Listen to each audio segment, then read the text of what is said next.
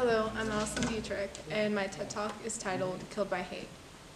Mass shootings are so common in America that when we hear that 8 women were shot and murdered on a late Tuesday night in Atlanta, we let it go. 6 of them were Asian and 2 of them are white. Now the suspect claimed that he had a sexual addiction, and to eliminate the temptation, he drove to 3 separate Asian parlors and shot the women in their tempting bodies. The New York Times headline says, 8 dead in Atlanta spa shootings with fears of anti-Asian bias. Investigators are apparently not calling this a hate crime because the shooter himself said it wasn't racially motivated. Ever since this pandemic started, Asian hate crimes have increased dramatically by 1,900%, according to New York Police Department reports. Incidents of violence and harassments against Asian Americans and Pacific Islanders in the U.S. reported nearly 3,800 instances of discrimination in the past year, coming from a Stop AAPI hate coalition. Greatly due to our former President Donald Trump calling it the Chinese virus or the Kung flu, only fueled the racist actions that have been aimed towards the Asian American community. Just in California, about 1,226 incidents have been reported, and hate crimes have increased by nearly 150% in major cities such as Los Angeles and in New York. This isn't anything new. Asian discrimination has been happening throughout history, except we've been silenced and suppressed, often being racially gaslit and being told to avoid conflict at all costs to keep our status positive. My mother, who is Japanese, was taught by her parents to always stay unnoticed, small, and meek. Every time she got harassed at school or at work, she stayed silent about it because racism against Asians has been normalized for years, especially after Pearl Harbor when the hate crimes started rising up again. This is what she taught my brother and I whenever we would face rude people at school, to always stay silent and to just ignore them. I struggled a lot with my identity growing up as an Asian American minority. I was very insecure in elementary through middle school, and it took me up until junior year of high school to feel more accepted about my race and ethnicity. I've faced discrimination and racist comments before, to which I've never really spoken about because I found it embarrassing.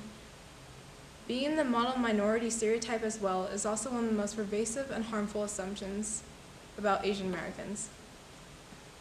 Being stereotyped as one of the most high-achieving minorities that has assimilated well into American society through hard work, academic achievement, and obedience to social mores is absolutely dehumanizing and prevents others from seeing who we really are as individuals. I'm tired of allowing people to make false stereotypical assumptions about me. The amount of invisibility that the Asian American community faces is extremely damaging. I have been silenced, hypersexualized, fetishized, exoticized, been told by society that I need to become a doctor or a lawyer, and the false narratives of Asians now being aligned with whiteness will never be true.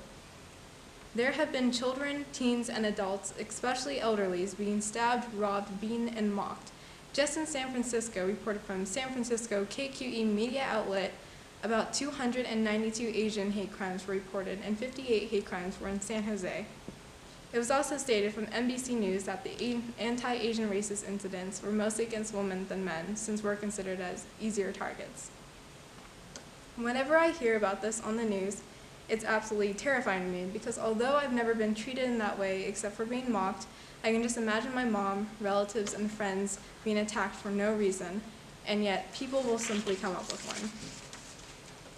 Mainstream media has also been focusing on the recent hate crimes, many of which show Black Americans attacking, but there's no evidence to claim that they are causing the majority of these attacks. There's been a lot of focus on Black and Asian crimes, but it's important to keep in mind that white supremacists often do try to divert blame to other races, like how it's always been throughout history. Minority populations have always competed against each other for white approval, and it distracts us from the problem at large.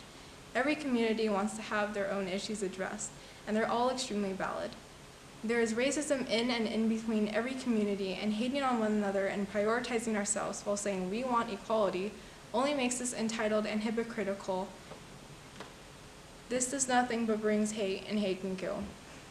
All of us, we need to start treating each other with dignity and respect. We need to live and work without ignorance. We need to take cautions of one's background, identity, and experience. We need to take accountability, and we need justice. Conversations, painful conversations like these, should be discussed more often and should be consistent. Research and study needs to be done in a hope for a shift in dynamics. Contacting lawmakers, spreading awareness, and donating to charities is a helpful way to try to diminish racism. This generation encourages us to speak out for ourselves and the ones who feel unheard.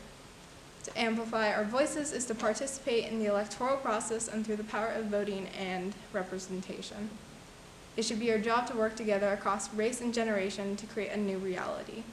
I'm not only here to speak for myself, but I'm also here to speak for my mom's lost voice.